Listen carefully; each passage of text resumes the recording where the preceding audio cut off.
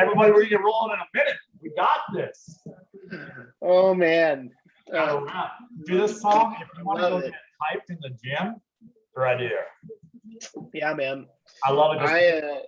Old school Eminem fan, man. Dude, you can't go wrong. Curtain call all day long. Let's go, baby. Let's go.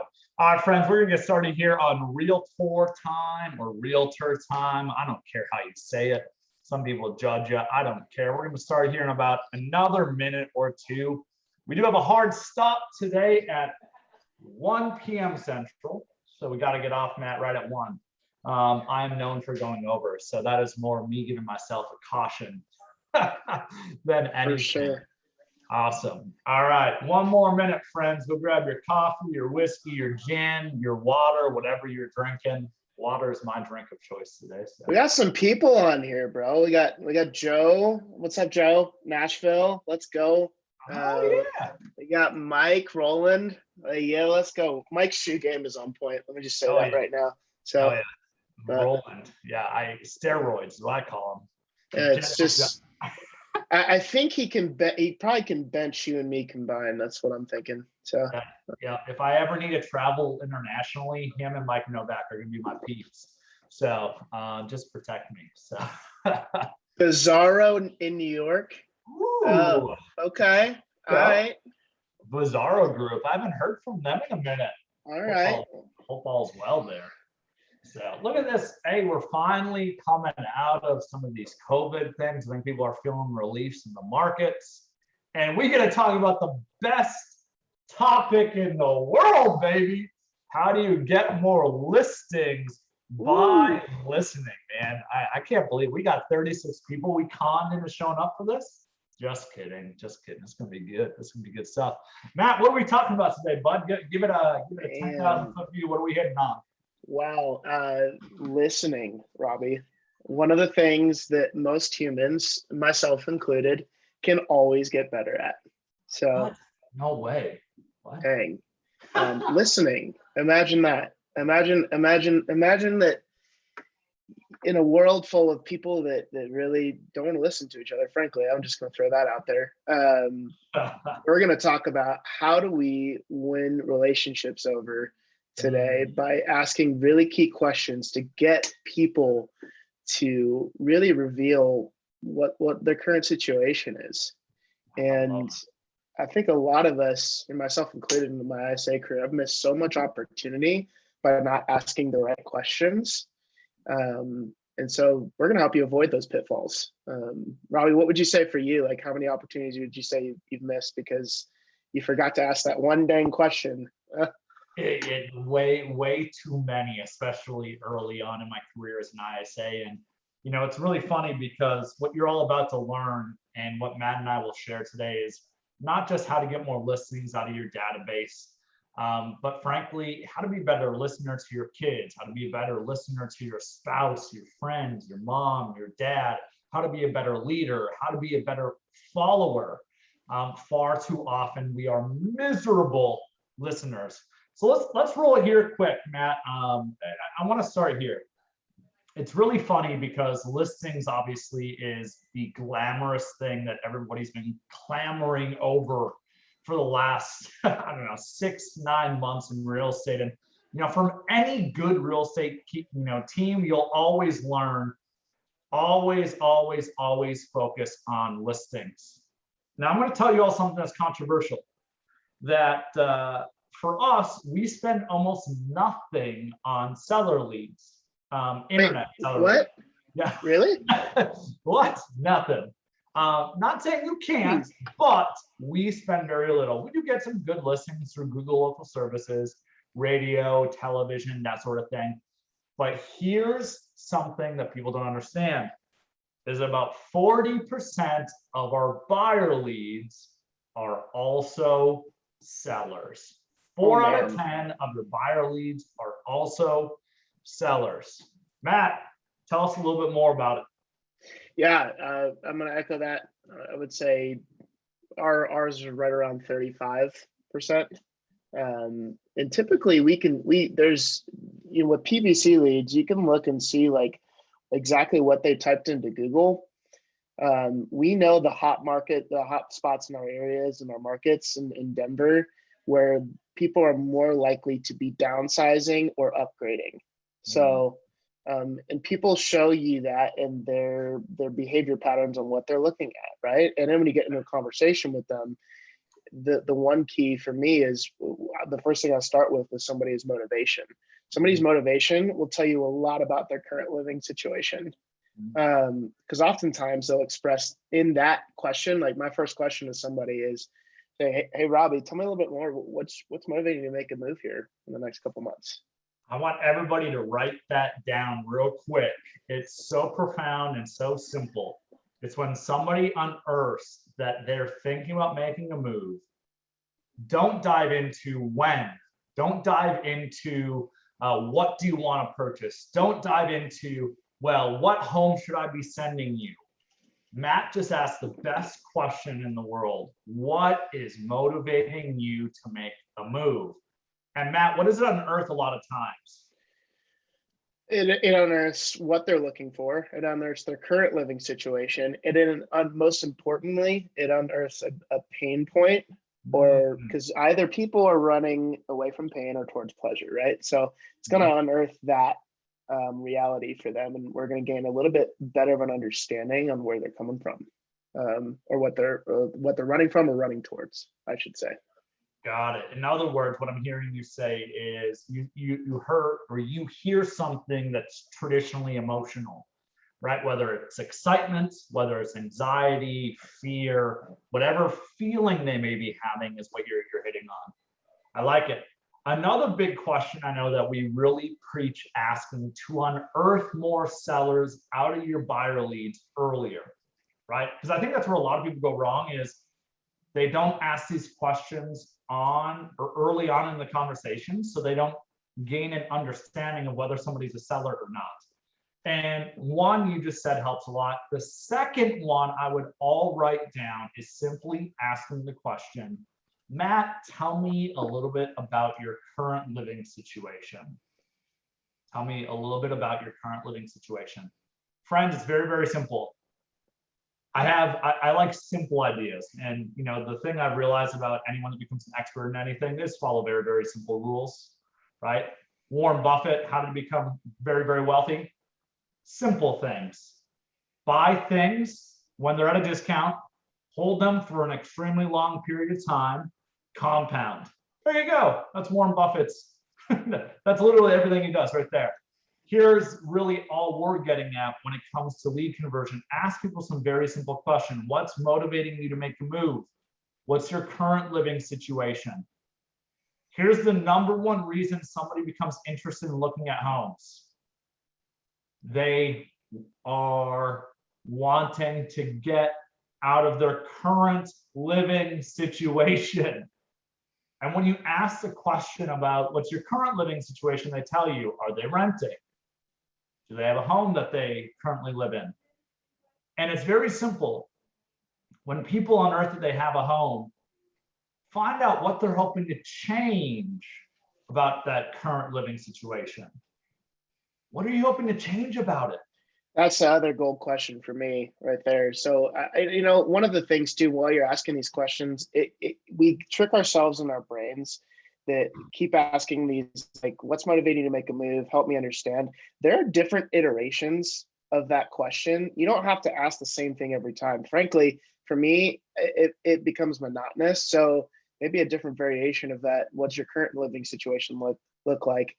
Hey, Robby, help me understand. What are you looking to change about your current living situation? Bonnie. And in fact, that will actually help you go a little bit deeper. And in fact, I would ask that question even after you ask the question, what does your current living situation look like? 100%. Yeah, absolutely. So when they start talking about change, oftentimes they start complaining or pointing out what is it that they don't like or what is it they're pursuing. They start telling you what is driving them. It starts getting you to the depth of their why. Keep going, Matt, by the way. I want you to dive a little bit more into that because you're the pro of this. Yeah. And often that's going to tie back into their motivation or help you gain a little bit more clarity about their motivation. So, I mean, Robby says this all the time, and it's just true. It's just a principle of life. You can't influence people unless you find out what's influencing them. And Mm. so you have the opportunity as a whether you're a real estate agent or whether you're an ISA, a team leader, every single day you get to uncover people's pain or pleasure and help provide a solution. Amen. So that, I mean, what fortunate few are we that we get to help people do this? Making a move is sometimes the biggest financial transaction of somebody's life. For 99% of people. 90, and here's the thing. And here's the thing, Gal. People hate selling houses. Yep. Like, period. I mean, for those of you on here that have done it before, listing a house is a pain in the butt because you have to vacate your house. There's showings. You have to get it staged. It almost feels like when you put your home on the market, it's not yours anymore, and that's highly emotional. So once I personally gain clarity that they need to sell a home, I'm going to spend more time talking about what type of home are they going to next versus their current property.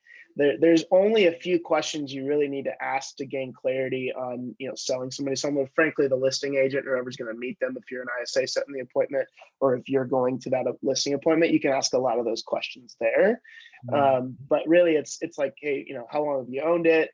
What updates have you done to it? Just so we can get some like very high level things, but spend the majority of your time asking somebody where are they going, because they're much more excited about that. I promise. Well, Matt, I want to dive into that a little bit more. It's really funny. I think now that we've talked about some simple things that help people get more sellers out of their buyer leads, let's talk about some things that people do, some common sins of people. And I know you see this because you see your agents talk to leads all the time. But I want to open up with one real quick. I want to talk about something you all are doing to ruin listing and seller opportunities. It is you are detailing people to death.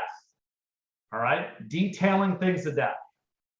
They don't want to sit there and tell you all the boring details about their home. If you're having your ISAs find out how much is left on the mortgage note, you're doing it wrong. All right? Here's my favorite story. I don't know if I've ever told you this, Matt, but I think it's a funny one. I, as an ISA, would oftentimes have two primary goals in the conversation when I knew someone was a seller and a buyer. Because usually they're looking to buy, and again, they're a seller. It's both. These are doubles, so you win twice. Now, here's what I would try to do. My two primary goals. One, I try to get them to dream. Right? On the call, what are you hoping to achieve? Where are you wanting to go? All right? If somebody's moving out of your market or moving into your market, again, it's what Matt just said. Get them talking about buy. The dream is fun, right? Here's my other main goal though, Matt. I want them to complain. Try to get them to complain. What do you not like about your current living situation? What do you not like about your current home? What would you change about your current home? Get them to complain about it. I wasn't getting square footage, style, number of bedrooms. None of that stuff matters. Okay? None of it. To the point, Matt, this is what I was going to tell you. Oftentimes what would happen is I would fail to get the address of the homeowner's home. Not kidding, probably 25 to 30% of the time. I would set an appointment, find out they hate their current neighborhood because it's really changed. They feel unsafe. Their car got broken into. They're wanting it to move out as soon as possible. And sure as heck, I completely forgot to get the address. Uh-oh. Here's what's funny, Matt. I think the address of the home is the most worthless piece of information. Firmly believe it. I think the what's out there don't really matter. Want to know why? Do you think they ever cared if I followed up with a text message and be like, Matt, funny story, I completely forgot to get the address from you. What's your current home address? No, they would text it to me every single time.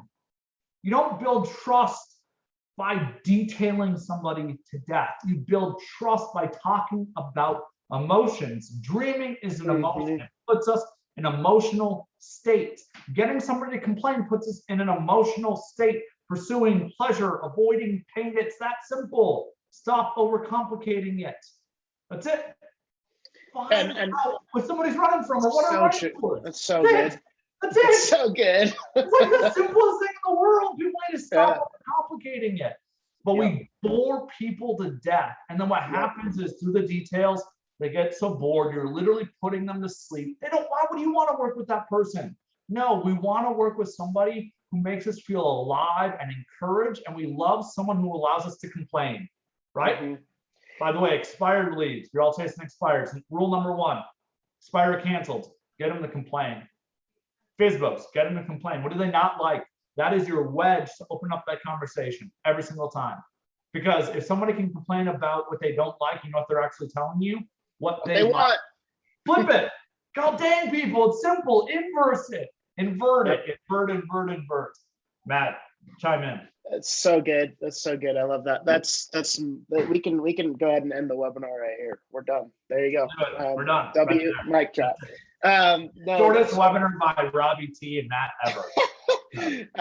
For sure. So, and one thing to add to that, guys, is I think we trick ourselves and we get in again to this mental thing of like, if somebody gives me their address, that must mean they trust me. Oh.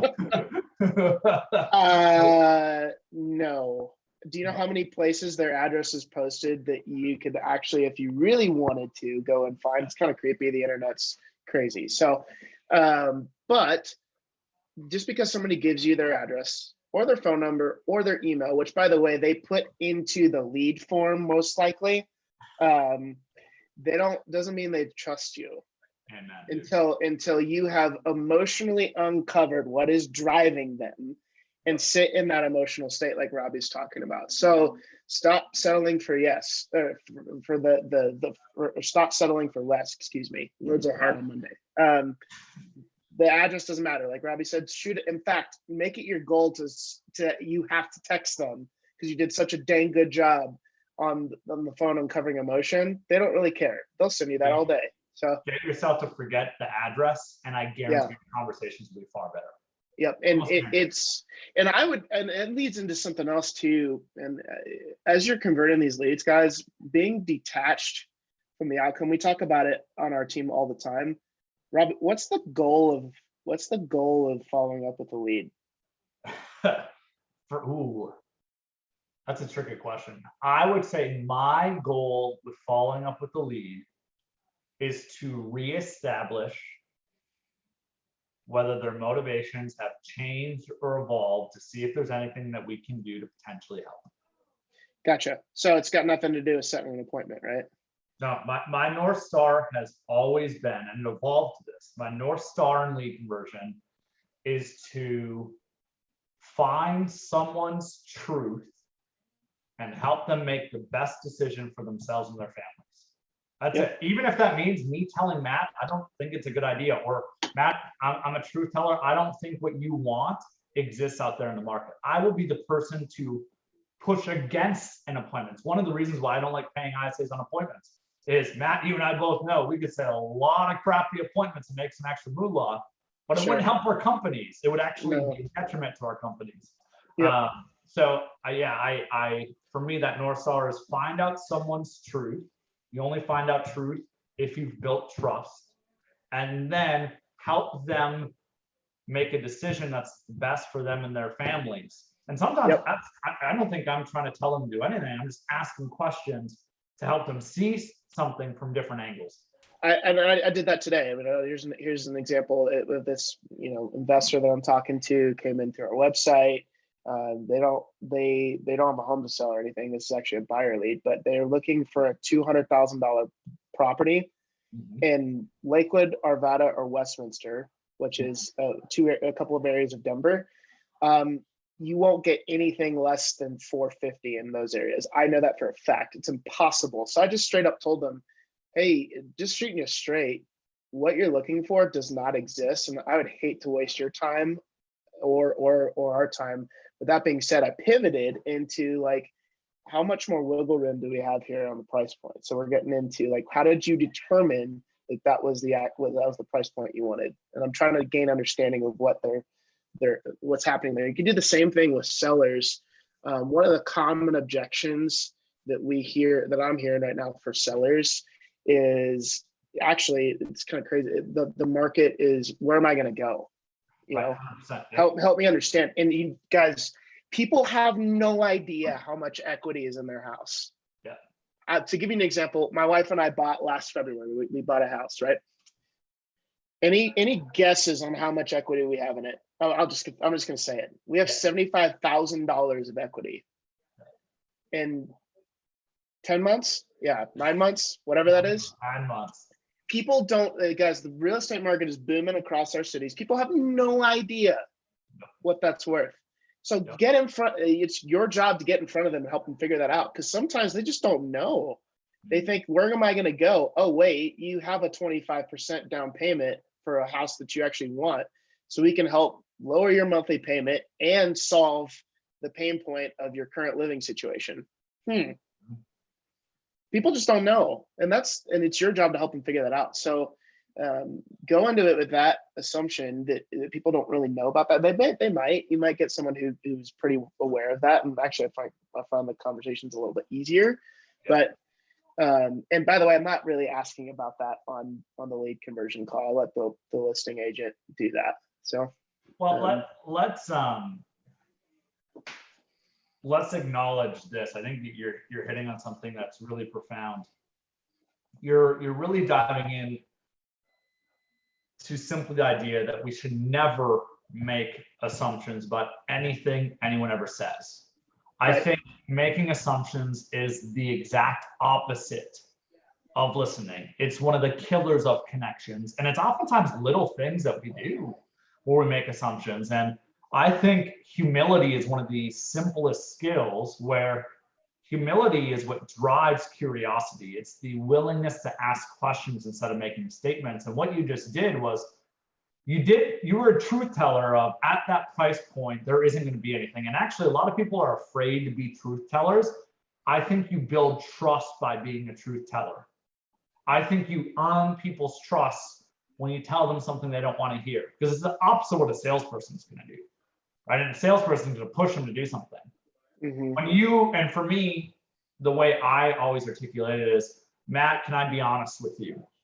And you did it really well. Hey, I just got to shoot it straight. Either way, what you're doing is you're teeing up the truth and then turning it into a question of you not judging. This is where a lot of people are wrong is, man, this person's looking at a $200,000, that's their budget. They're scrapping, done. All right, keep looking, have fun. What you did was the most profound thing, which is asking a question there, right? Help me understand, Matt, where did that come from? Where did that $200,000 number come from? It's based off of this. And as you said, a lot of times you'll identify, man, actually that's a assumption they're making in their minds. I want to dive into a couple more things real quick, and then I'm going to answer the question that somebody just asked. We'll get into that. I want people to write these things down. By the way, I think one of my favorite authors that will help you all be better listeners and become more curious is simply a guy named Patrick King. Okay, Patrick King, there you go. Has a lot of real simple, easy reads. But I'm going to read some simple things that will help you all build better connections with leads and listen better. Listening, right? Active listening is simply the idea that you're actually hearing what somebody says. I think listening has three primary components. It starts with you asking questions. That's it. Starts with the questions you're asking. So being question oriented. 2 is active listening. Active listening is actually trying to hear what they're saying. And then number 3 is you showing people that you've been listening through rephrasing and reflecting. Matt, I get it. So your number right now is 200,000, but can I be a truth teller with you? I just rephrased what he said. What does that do to Matt? It shows Matt, hey brother, I'm listening to you. Secondly, it comes across to Matt, man, Robby gets me, he hears me, and he sounds like me. What do you think happens to somebody's guard? When you do that, it comes down. But here's some questions that will help you, okay? Simple things like, Matt, tell me your story. Tell me what's going on. There you go. Tell me what's going on would be the simplest thing to ask somebody in the world. Open-ended. What do you mean? What does that mean? Help me understand. Tell me more. Can you clear this part up for me? I'm a little confused about this. Explain that a little bit further. Matt, I'm hearing conflicting things. What matters more to you, this or this? Right? If you're confused about something, ask. It's really that simple. All right. What does that mean to you? Just to be clear, what do you want to do next? How does this figure into all of this? How are you feeling about making a move? And I can keep going and going and going. These are just simple little things. If you want to take one, it's very, very simple, right? What was it? The second one I said.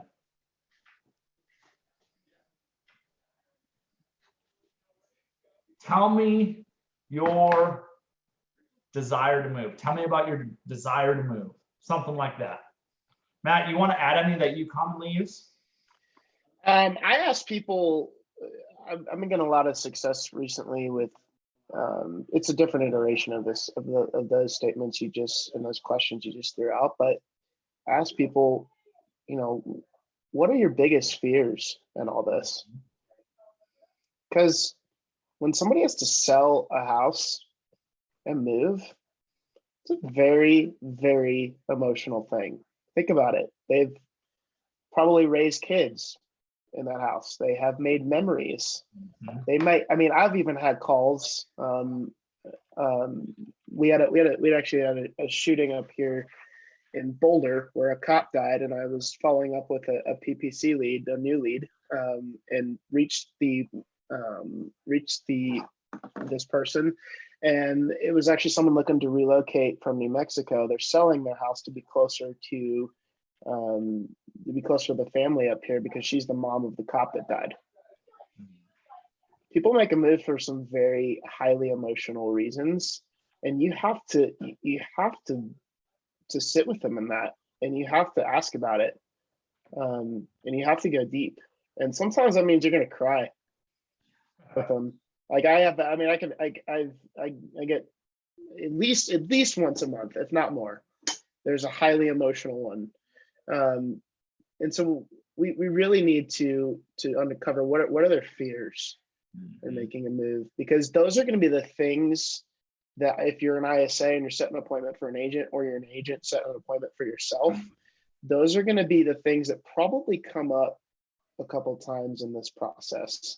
And sometimes you just got to remind people, like, hey, we actually have a solution for that. So, because they forget. Amen, yeah. dude. I love it.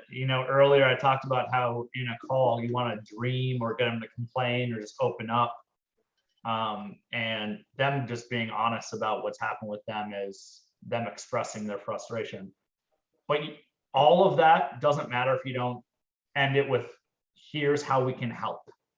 Right? You have to ask for an appointment. So we're going to end that. We're going to end the webinar in about 10, 15 minutes on that. I want to get to the question. James asked, I'm always getting competed. I'm assuming he's competing, right? He has people, and feel free to chime in, James, if I'm getting this wrong, but you're in competition with other agents, and your potential listings are interviewing multiple agents, and you're wanting to stand out better. I think this is actually very, very simple. First off, rule number one for me is always go first.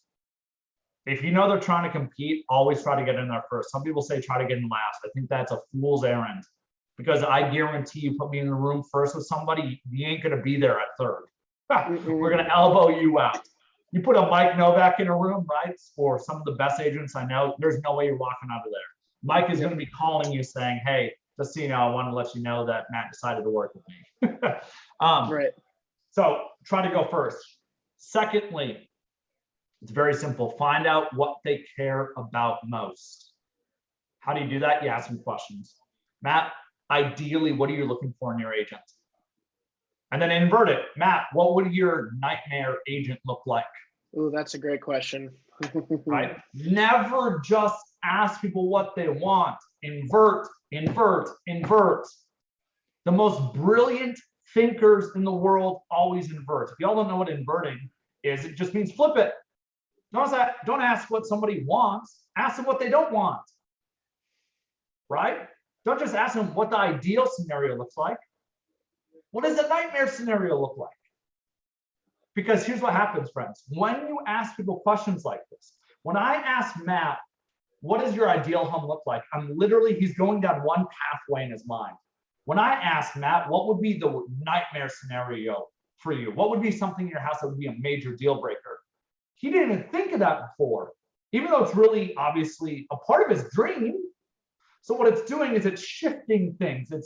I describe it like this. If you're only talking about what people want, I don't care if it's in lead conversion, leadership, doesn't matter, life, family. If you're only talking about what people want, you're seeing things only in 2 dimensions. You're seeing it flat. If you want to add a 3rd dimension to it, you have to start asking people what they don't want. Because what happens is they start seeing things from a different angle, and now you start seeing the 3 dimensions of somebody's answers. Mm-hmm. Matt, here's something I always like to tell people. A great ISA here's one thing, and here's one thing. Y'all like, man, what the heck is Robby saying? You'll understand in a minute. Y'all need to write that down. A great ISA here's one thing, and actually here's one thing. A next level excellent ISA like Matt, here's one thing, but actually here's 2 things. Here's why. Everything, and I don't care if you're texting leads, it doesn't matter. Communication 101. It's not just about the context of what somebody sends you, right? Context of the words they've sent to you. There's always subtext as well. Mm-hmm.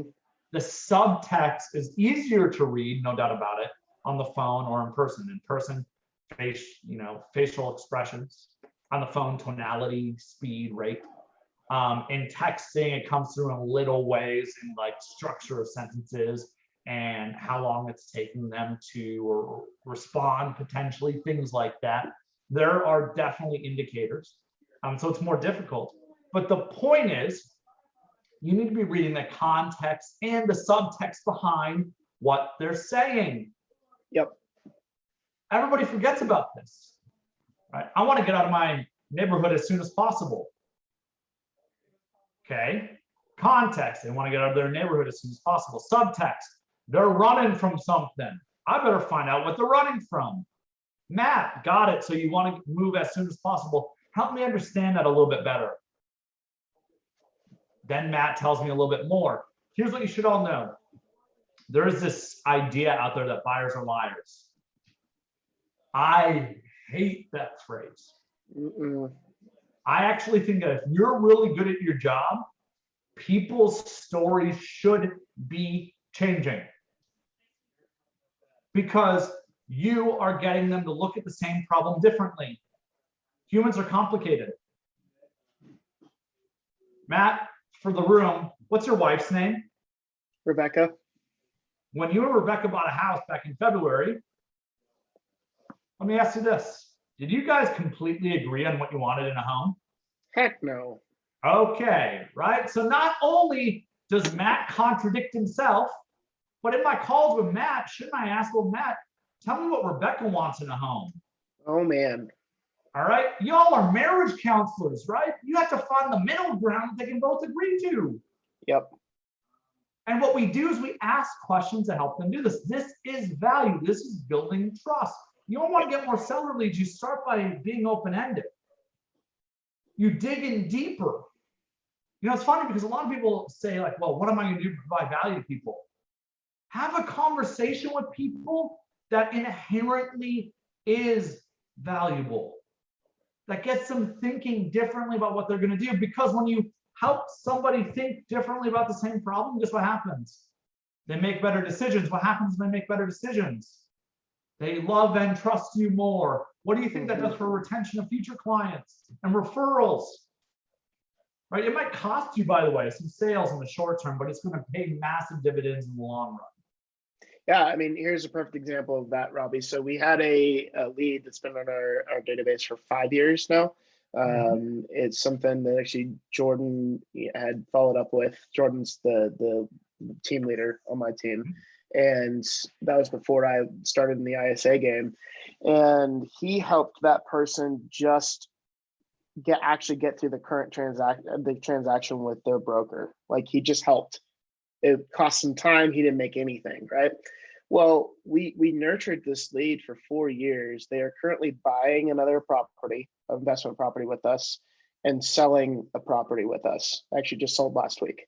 And I say that to say a lot of people just kind of give up when somebody's already working with an agent, or there's value that you can add there, and you never know what that's going to come back to you as. Is we just simply helped, we listened, and we stayed in front of them. We just, and it wasn't annoying.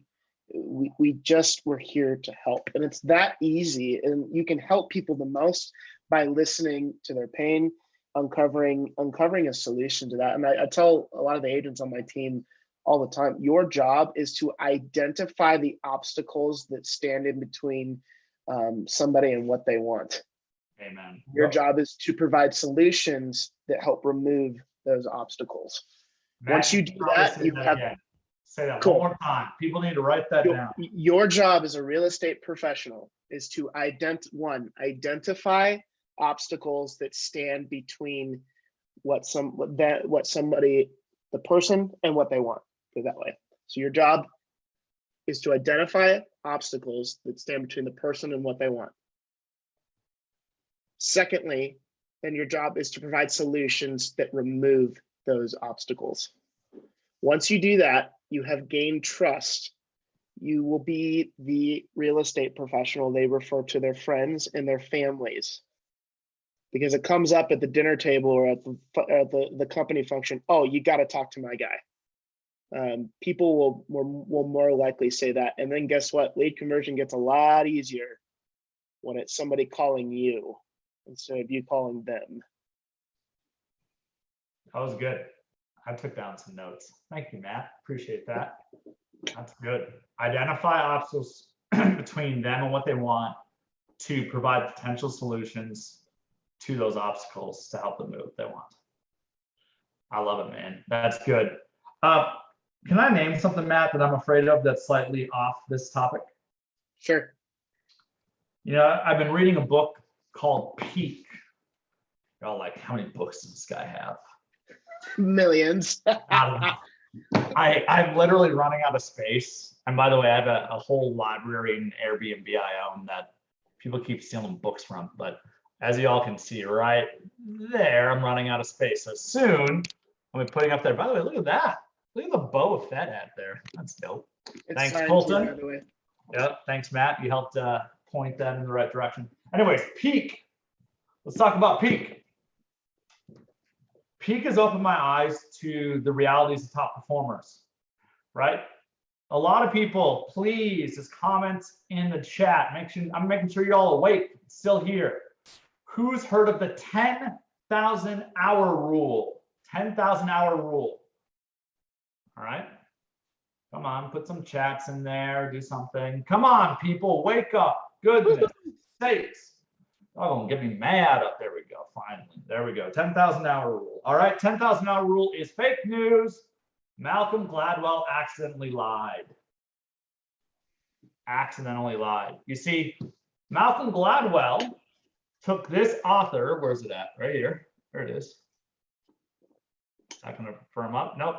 Andres Erickson and Robert Poole. He took one of their studies where what they found was that top performers almost always had 10,000 hours of intentional, deliberate practice. Y'all need to write that term down. Intentional, deliberate practice. You see, in this book, this is what it's opened my eyes to. Simply this is my fear that I want you all to hear. You all are hopefully hearing some good content. You probably heard a couple things like, man, that's a good idea. You know what I actually firmly believe? Y'all need to stop listening to so many dang webinars and start acting. I can be an a-hole sometimes. I'm being an a-hole right now, but I am not wrong. Y'all need less webinars, more implementation. You need more intentional, deliberate practice where you take this stuff and do something with it. I am so dang sick of people who want this, you know, golden pill, magic pill, silver bullet. I don't care. I'm so sick of it. Get better by hearing good stuff and practicing it. Right? Matt, how do you get better? How often are you practicing? A lot. Okay. Here's what's funny. I want everybody to write this down real quick. There's 4 types of zones when it comes to your growth. Write these down. 4 zones. 1, 2, 3, and 4. Number 1 is your regression zone. I can say happily these are my own original ideas. I did not steal these from a book. I mean, everything in my head stolen from someone, but it's connecting dots. Regression zone. That's when you don't utilize a skill at all and your skills evaporate. Number 2 is your comfort zone. That's when you just do the same thing over and over and over again. You don't grow in your comfort zone, friends. You stay who you are, or actually maybe a little bit regress. You might get a little bit better. This is where Malcolm Gladwell went wrong. Doing something for 10,000 hours won't help you. All right, watch this. How many of you all have probably driven for 10,000 hours? I guarantee you that almost all your growth came in the first 100 hours of driving, and since then you haven't gotten much better. Why? You're not intentionally challenging yourself, intentionally trying to get better. You got better to a certain point, and now you're there in your comfort zone. Now, that's okay with driving, right? Because if you pour more into yourself, where are you going to apply those skills? Are you going to become a NASCAR driver? I doubt it. Probably not something you're passionate about. But for you all, everybody keeps attending more and more webinars saying, I need more and more ideas. No, you don't. Take a few ideas, implement them, deliberate practice. Third zone is your growth zone. It's where you move outside your comfort zone. You now implement doing something new that is slightly beyond your current capabilities. It's as simple. Take some of the stuff that Matt and I are saying, start role-playing it. You don't need more ideas, you need more implementation. Number 4 is your no-grow zone. No-grow zone. This is where you either regress or you don't grow at all. This is where you try something so unbelievably challenging that you don't grow at all. If you are walking out of here saying my ISAs need to be Matt, why aren't they Matt? You're doing it wrong. If you're walking out of here saying I need to be Matt, you see Matt got better through little tiny changes compounded many times over. The only time I've ever seen success proven scientifically, it's compounding results over and over and over again. Why do you think I read books? That's how I grow. It's how I get better. It's how I learn new things all the dang time and connect dots. Why does Matt practice? Because he has to. You always need to be pushing yourself into your growth zone. I want to give one more analogy that's going to make this very, very visual for you all, for those 4 zones. Okay? Let's talk weightlifting. Your regression zone is when you stop going to the gym. Imagine if Matt stopped having conversations, right? What's going to happen to his listening skills and everything we've been talking about? His ability to find listings and buyers. It's going to erode. Regression. Number 2, his comfort zone.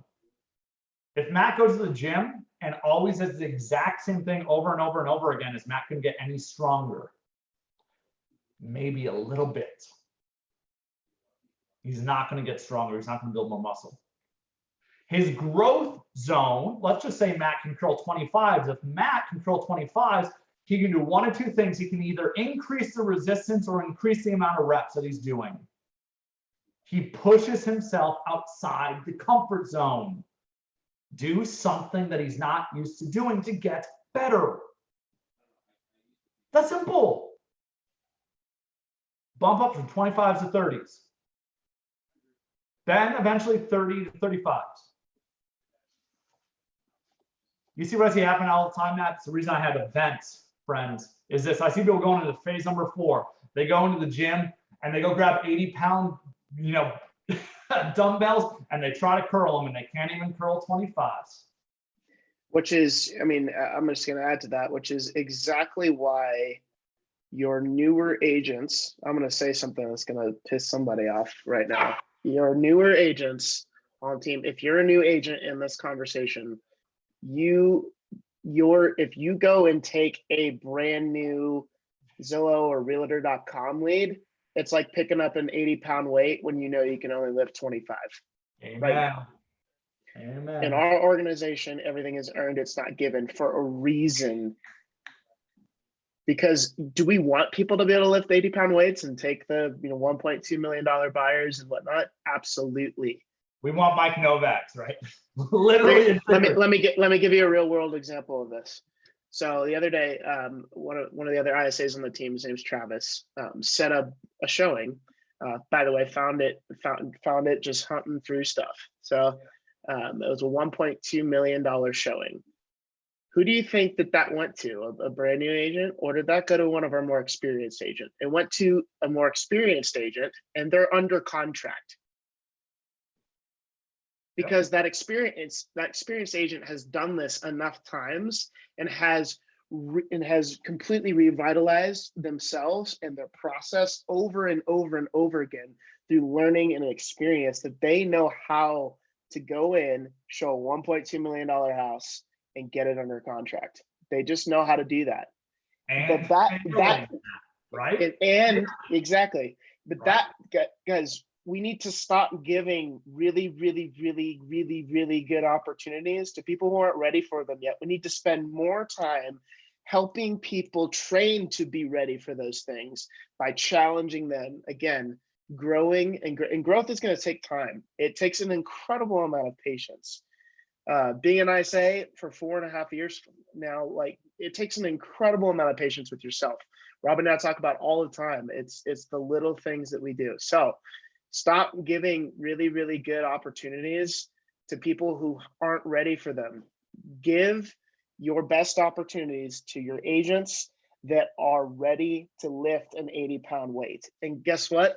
I think for most of us, if we look at it, it's probably going to be only a few. And that sucks, right?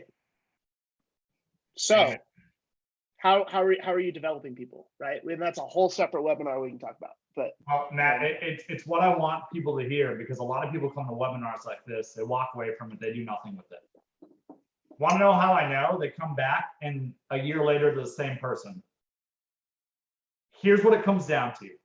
You know what I think low key is the reason Hatch Realty has become Hatch Realty is when I started, we made it a part of our foundation that we role played 3 to 4 times per week. And in that role play, we went into uncomfortable scenarios, went beyond our comfort zone to practice. That's why we created our whole role play game. So we could practice role play scenarios. That way we could expedite the speed of the training and development of our people. This is what I see happen all the freaking time. Is we just want people to attend conferences and learn stuff all the time. That's not how they learn. You have to take what you're learning and implement it. And you can't take everything. What was that, Matt? And you can't take everything. No. Knowledge without action is pointless. Here's my favorite story about this, right? People that go to Tony Robbins events. Here's what I do know about most people that go to a Tony Robbins event. I don't know if it's correlation versus causation, but it's usually some of the peak performers I know in the world, right? Most of the peak performers I know are people who have done Tony Robbins stuff, whatever you may think about him. They tend to be high performers. Here's what's really interesting about it. When they go back to Tony Robbins, do you think Tony Robbins would be saying anything different a year later? Nope. Matt, I'll be very, very frank to everybody right now, right here. I say the same crap on almost every webinar. Y'all hear it differently if you're growing, though. Matt keeps hearing it differently because Matt is becoming different all the time. Right? You can't, it's just like learning. You can't learn trigonometry if you don't have the basics of some simple things. You all need to take some of this, practice the bare essentials of it, of like, well, can I simply ask people tell me more? You all need to walk away from this and have a whole page of notes. You need to take a whole page of notes and practice it one thing at a time. That's how you build skills. So that whole 10,000 hour, you know what was really funny about it is it's 10,000 hours of intentional, deliberate practice that they've correlated with the peak performers in almost every single industry. It doesn't matter if you're a professional basketball player or a violinist or a piano player or a pianist, I don't know how to say that crap, or a freaking ISA. Practice more and you'll get better. But not if you're practicing the same simple crap over and over and over again. You got to be in phase 3. You got to be slightly outside your comfort zone. That's why in my coaching calls, I love throwing role plays on people. I love it. It's one of my favorite things. People don't like it. I love it. The point of role playing, of course, is to get better. It's a safe place to fail, right? If you're not practicing, by the way, if you're not role playing, you're practicing on your clients, 100%. So and they don't like that. Yeah, they don't like that. Well, it's not good for you. Zone 3, friends. That's where you all need to be. Zone 3. That was some fire. That was 0% planned in this webinar. So I'm sorry if I just pissed off a lot of you. So point in the moral of the story. If you want more listings, go get uncomfortable. Amen. Yep. There it is. Stop doing what you've always done with buyer leads. Stop asking surface level trash. Start digging in when someone tells you no. Ask a freaking question, because I know a lot of you aren't. We have a rule on our ISA squad. You must get told no 3 times before you can put them on the not interested drip. Yeah, so many people are, no, I'm not wanting to buy a home. Okay, not interested. If they say, take me off your freaking list, I'm not interested right now, sure. I would probably turn it into a question. Well, I can totally do that for you, Matt. By the way, what's holding you back? I'm just naturally hardwired to always ask a question. My follow-up with someone who's like really, in fact, I've done it before, turn it into an appointment, is, hey, Robby, I'm super sorry to bother you. I know it's annoying getting a bunch of texts all the time and whatnot, but I can see you're not interested right now. Could you see that changing at some point in the future? And then they always say yes most of the time at some point. Got it. Robby, help me understand what we need to change in your current situation in order for you to be in the market. I'm going through a divorce. Now you know why they told you to piss off. Yeah. That's a really heartbreaking example, but now you get the opportunity to show empathy and you take real estate off the table. So 100%. That is great gold, my friend. That is cash. Some people are going to hear that like, I'm going to try it once and someone's going to get angry at me. Yes, some will. Right? You're gonna they're not angry at you most of the time. They're angry at something else in their life. It's the simplest piece of psychology lesson that I've ever learned that I teach my kids when they tell me somebody's picking on them. Hurting people hurt people. Hurting people hurt people. Almost always. There's some pain that they're going through or have went through that you can't even comprehend. Or something is wrong. And you happen to have it taken out on you that day. And it's not a reflection on you. The only thing you can do is try to do your best to help. That's it. That's love. Loving people is giving people grace, even when you don't think they deserve it. That is not for them. That is for you, whether you see it or not. Love and grace helps you, not them. All right, Matt, I think we got to wrap it up there, right? Yeah. I know we had 2 other things we can get through, but there's no way. So we had to run. If you all found value today, a couple things I would say. First off, go follow Matt and I on Instagram or on Facebook if you're not already. Check us out. I'm going to be doing a whole lead conversion boot camp in the month of December. 4th zone, Elliot, was the no-grow zone. That's when somebody's trying to pick up 80-pound dumbbells to curl when they can't even lift 25s. So it's when you ask too much. Here's my favorite example. Now I'm going to get real triggered. This will be good for 2 minutes. Grant Cardone. There you go. He's a 4th zoner. 10x, scrub, man. Guy's a joke. The only reason he's successful is because he is unbelievably resilient. Guy has no actual skills that he teaches at all. I would debate him. If you all want to arrange, I would take him head to head all day long in sales. Anyways, 10xing, right? When you start creating, I'm going to 10x my production.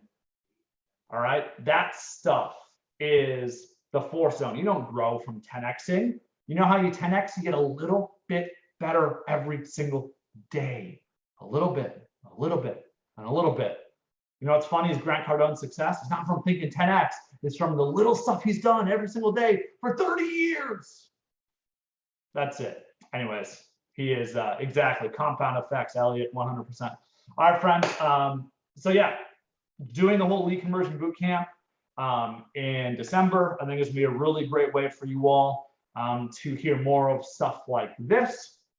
It'll be 4 hours in total of things like this, a little more regimented. And of course, you can attend it, but if you don't implement any of it in practice, you screwed. You ain't gonna grow it all. And check out Hatch Coaching. We have messaging systems, things that can help. But more importantly, go practice for the love of God. Go role play a little bit. So, everyone take one thing from today and implement it and do something different. Just one thing. That's it. One thing. So, all right, friends. Peace out, y'all. Thanks, Matt. Love you, dude. Later, dude.